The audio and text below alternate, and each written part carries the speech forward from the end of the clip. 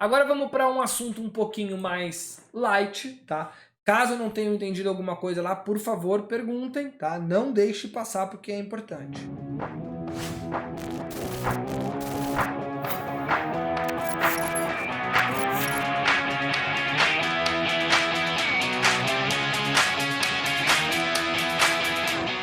Um pouquinho de história. Por que que eu gosto de falar um pouquinho de história? Porque eu acho que situar a gente em duas coisas, em qualquer conhecimento, tá? Em qualquer coisa que vocês vão estudar, é sempre bom você saber a história daquilo e saber para que aquilo serve de fato, tá? Isso é bastante importante para que você tenha uma noção, né? Uma, uma noção maior do que para que serve aquilo que você está estudando. Um exemplo que eu sempre dou, né? Um exemplo que eu sempre dou com relação a entender a história, a entender o para que serve, é um exemplo muito comum que é o exemplo do log na matemática, né? Você já deve ter estudado ln, logaritmo neperiano, ou log de 10 na base 2 tal. Quando a gente aprende isso na escola, infelizmente, né, é jogado pra gente de uma forma que não tem nem história e nem utilidade nenhuma. Então acaba ficando, e isso é uma grande reclamação, quando eu dava aula somente de matemática, era uma grande reclamação sempre de, pô, professor, mas log não serve para nada, para que que eu vou aprender isso só para fazer prova? Não, log é uma coisa muito importante, ajuda muito a fazer muita coisa. Mas como não se passa a história e a serventia, acaba desinteressando a gente, tá? Eu gosto bastante de apresentar um pouquinho da história dos derivativos. Os derivativos, tá? Os derivativos e as opções em si, obviamente não da forma que a gente tem hoje, né? Mas a ideia de derivativo é uma coisa muito antiga. Tá? Surgiu na Idade Média e o principal objetivo quando aquilo surgiu, porque se vocês já perceberam, né, tudo que surge, surge de acordo com uma necessidade. As coisas não sempre assim, você não, não cria alguma coisa que não tem nenhuma utilidade real. Tá? Os derivativos, as opções, surgiram então na Idade Média com o objetivo de atender agricultores e comerciantes daqueles produtos. Então, produtores e comerciantes, para que eles conseguissem fixar o preço das coisas. Então, a primeira grande ideia dos derivativos e o que até hoje eu acho como uma das principais utilidades do mercado é o que deu origem a esse mercado, que é essa necessidade de fixação de preço. Tá? Uma coisa interessante, tá? Uma coisa interessante é com relação como eu posso dizer, com relação a história dos derivativos, ela tem uma coisa, tá? Que ela sempre foi muito manchada por grandes crises. Se você, eu aposto, a primeira vez que você ouviu falar de derivativo, a primeira vez que você ouviu falar de opção, você sempre ouve falar, sempre com um viés meio estranho. Ah, não, puta, é muito complicado. Ou, puta, isso aí é perigosíssimo. Por que vem isso? Porque na história dos derivativos mesmo, já aconteceu, né? A gente já viu muita crise, muita coisa acontecendo e a culpa é sempre dos derivativos. Uma das mais conhecidas até, né? É a crise das tulipas que aconteceu nos Países Baixos, que basicamente começou a ter uma grande procura por tulipa mesmo, a florzinha, essa aqui, ó, tá? Começou a ter uma grande procura por tulipa, o preço começou a subir muito, as pessoas começaram a produzir muito e a procura era muito grande, até que as pessoas começaram a negociar, né, a negociar semente de tulipa para depois começar a negociar direito de compra daquela semente de tulipa. E aí chegou uma hora que estava todo mundo comprado em tulipa e aí a tulipa não tinha mais a procura que ela tinha. Um monte de gente quebrou porque estava comprado, basicamente estava comprado em call. A call valia um absurdo, a pessoa pagava porque todo mundo queria tulipa. De uma hora para outra ninguém mais queria tulipa. O negócio deu uma crise, uma bolha, tá, gigantesca e quebrou meia Europa. Até hoje a gente usa o termo, né, bolha especulativa em grande escala. A gente lembra sempre dessa ideia das tulipas, porque provavelmente foi a primeira grande bolha especulativa. Se você quiser trazer para um pouquinho mais recente, o que aconteceu em 2008 foi a mesma coisa. O que aconteceu em 2008 basicamente foi uma utilização dos derivativos de uma forma completamente nonsense, assim, sem noção. Basicamente eles tinham as hipotecas lá nos Estados Unidos, né, os títulos, e eles começaram a montuar um em cima do outro, um em cima do outro, e todo mundo estava achando, né, sendo bem simplista, todo mundo estava achando que estava comprando um produto que é o que eles chamavam de triple A, né, ou seja, com um risco muito baixo, mas eles começaram a montuar um monte de coisa e um jogo de derivativos muito louco, quando chegou num momento onde todo mundo percebeu que ao invés de ter um monte de derivativo sem risco, eles tinham um monte de derivativo com risco absurdo. E aí quebrou Lehman Brothers. A gente, não sei se você estava no mercado, mas vivo você devia estar, né? A não ser que você tenha, sei lá, 12 anos. Mas você deve lembrar, foi uma quebradeira, quebrou o Lehman Brothers, por exemplo. Foi, inclusive, né, quando eu entrei no mercado, eu entrei uma semana antes de quebrar o Lehman Brothers. Então eu esse meu nasci no mercado financeiro em cima de uma das maiores crises que a gente passou recentemente. A gente tem o que aconteceu com a Sadia também, né, como grande aprendizado. Tá? A empresa quebrou por utilizar os derivativos de forma muito irresponsável. Muito irresponsável. Foi uma questão com o dólar, o que eles fizeram. Eles vendiam, o dólar não parava de cair. Quando o dólar subiu, eles estavam completamente vendidos e a empresa de fato foi uma grande crise também pela utilização. JBS, um pouco mais recente, o famoso Joesley Day, mesma coisa. JBS, uma empresa que vende carne, estava faturando, estava ganhando mais dinheiro com a tesouraria dela do que de fato vendendo carne. Isso não é brincadeira, né? Se você pegar o balanço lá 2015, 2016, ela fazia tipo 18 bilhões de dólares no balanço dela, 18 bilhões de dólares na tesouraria operando derivativos e 16 vendendo carne. Alguma coisa está errada, né? Alguma coisa está errada. Uma empresa que vende carne tem que ganhar dinheiro vendendo carne. O que a gente tira aqui, tá? O que a gente tira aqui e por que eu trago essa história? E isso é bem sério. Por que eu trago essa história aqui? Por que eu mostro para vocês isso daqui? Porque as pessoas, depois que passa essas grandes crises, elas tendem a botar a culpa no derivativo, no produto em si. E é sempre assim, ó. Eu já passei por 2008. Depois, em 2012, o Manteiga, eu lembro até hoje, o Manteiga botou aquele IOF de 25% dólar e aquilo foi uma horrível para os derivativos. Depois teve o negócio da Sadia, depois teve o negócio da JBS. E depois que aquilo passa, sempre a culpa é dos derivativos. Ah, não se pode mais operar derivativo porque derivativo é. Só que o que a gente tem que tirar como ensinamento é a gente, pessoa física, no nosso investimento, tá? No nosso investimento. Dane-se o que acontece lá fora, mas no nosso investimento. A gente tem que tomar muito cuidado quando a gente está operando opção.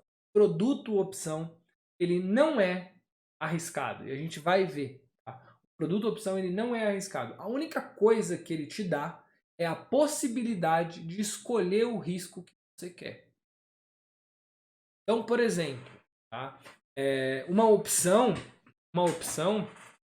ela pode ser um investimento que reduza o seu risco bastante.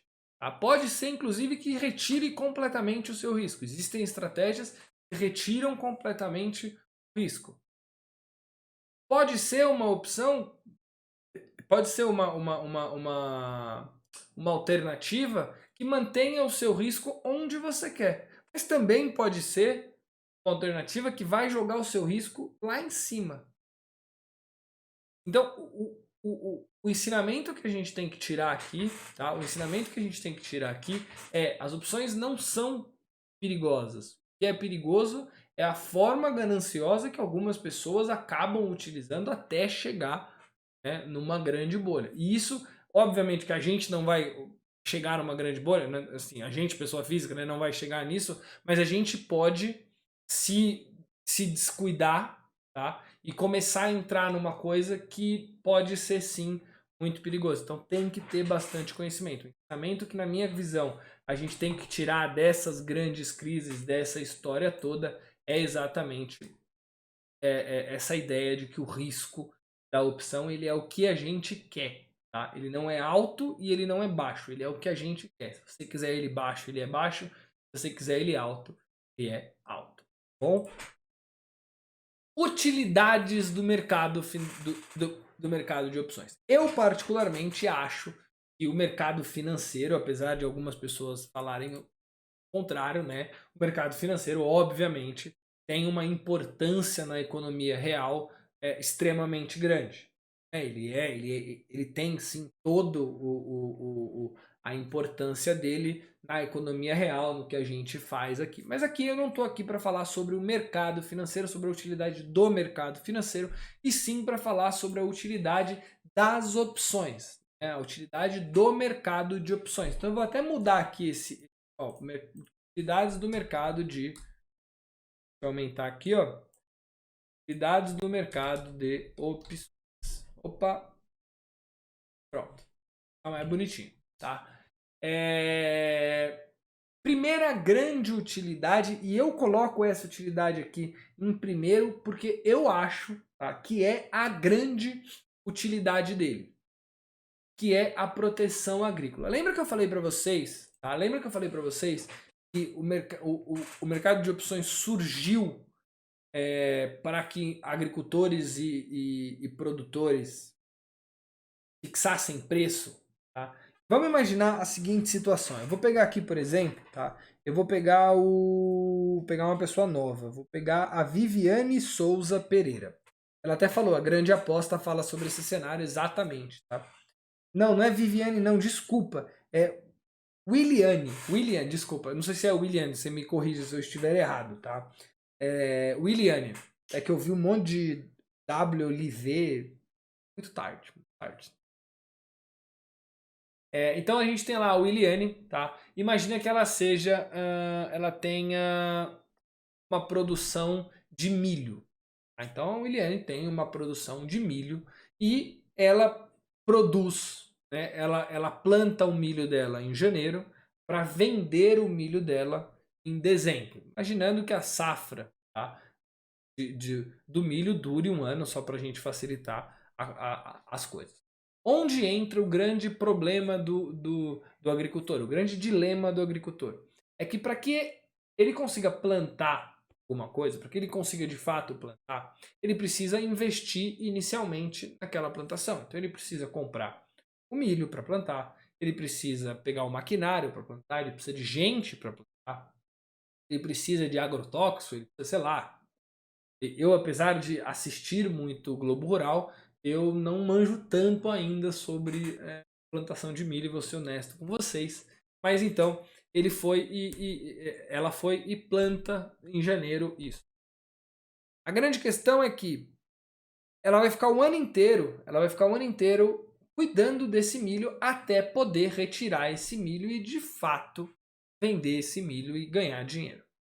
Só que o preço do milho ele não respeita a safra que está acontecendo. Então o preço do milho ele fica variando. Vocês concordam comigo? O preço do milho quando a Williane, tá, começou a plantação lá em janeiro, ele podia estar valendo R$ 30. Exemplo. O que ela vai fazer então? Ela vai pegar, vai fazer as contas lá.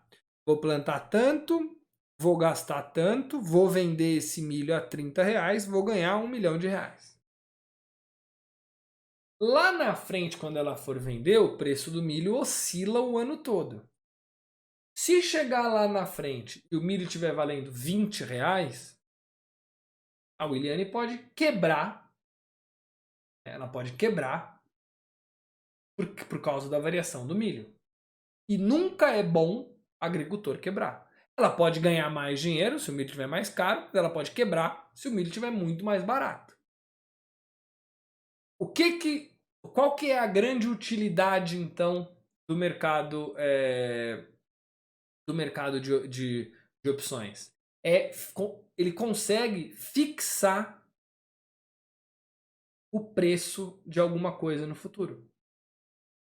Se a Williane que está plantando ali o milho dela, por exemplo, comprar uma put de milho no R$ 30, ela tem o direito de vender o milho a R$ 30 caso ele esteja mais barato. Então isso muda completamente o jeito que o agricultor vai pensar com relação à plantação dele. Então, por que eu julgo isso de extrema importância? Por que eu julgo isso tão importante? Porque, gente, economia real, agricultura é economia real. Roupa que você compra, a roupa que você veste, a comida que você come, tudo vem da agricultura. E sem o mercado financeiro, e sem o mercado de derivativos, e sem as opções, eles estariam nessa oscilação o tempo todo. Então isso seria muito ruim. Tá? Então, uma das principais utilidades, a bateria do meu celular está acabando. Só botar para carregar, mas uma das principais utilidades do mercado de opções, tá, é a proteção agrícola, e eu julgo como uma das mais importantes do mercado. Gente, eu vou ficar um pouquinho sem ver o chat de vocês só porque meu celular está carregando, mas tudo bem, tá? Outra utilidade importante, hedge financeiro. Tá? O que é hedge financeiro? É a mesma ideia de proteção agrícola, mas com hedge financeiro para a empresa. Né? Então muita empresa às vezes não quer ficar posicionada no risco da oscilação do dólar, ou da oscilação do IPCA, ou da oscilação dos juros. Qualquer que seja a oscilação que a empresa não queira ficar posicionada, ela pode utilizar os derivativos, pode utilizar as opções, né, para estancar esse risco. Tá? Então ela não teria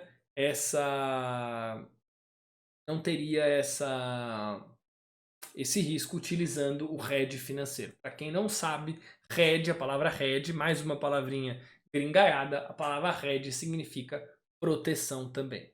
Tá? Então, a gente viu aqui, eu vou tentar fazer o seguinte, só para eu poder ver vocês, eu vou tentar botar o meu celular para carregar aqui, ó, ver se ele carrega um pouquinho. Se eu consigo acompanhar vocês, eu acho que sim, eu acho que sim. Eu acho que vai, não tem problema. Agora, tá? As duas utilidades, essas duas primeiras utilidades que eu falei aqui, né, a proteção agrícola e o hedge financeiro, são duas utilidades extremamente importantes do mercado, mas uma utilidade mais longe da gente, pessoa física. Eu quero falar sobre as duas principais utilidades que a gente tem para a gente, pessoa física. Tá? O mercado de opções ele pode ser utilizado como proteção de carteira e alavancagem. Eu quero passar com vocês cada um, tá, dessas duas ideias aqui. Vamos lá. Ó. Primeiro, proteção de carteira. Por que eu acho importante a gente ter a noção de que é possível proteger uma carteira utilizando opções? Porque muita gente acha que as opções elas servem somente para alavancar, para apostar, para ganhar 300, 400, 500%. Não. E nesse curso aqui a gente vai tirar essa ideia da cabeça. Tá? Você pode sim alavancar, pode buscar ganho legal, mas você também pode proteger investimento, também pode